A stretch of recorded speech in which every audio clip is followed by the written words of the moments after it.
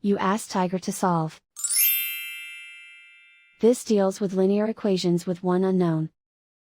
The final result is x equals -29. Let's solve it step by step.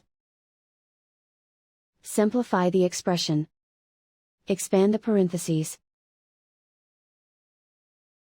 Simplify the arithmetic. Expand the parentheses. Simplify the arithmetic. Group all x terms on the left side of the equation. Subtract 0.25x from both sides. Group like terms. Simplify the arithmetic. Group like terms. Simplify the arithmetic.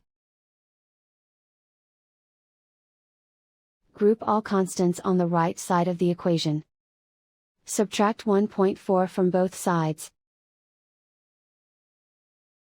Simplify the arithmetic.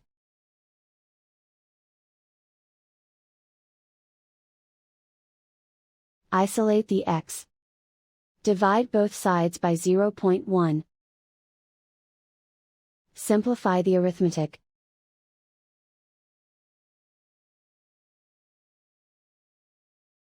And so the final result is x equals -29.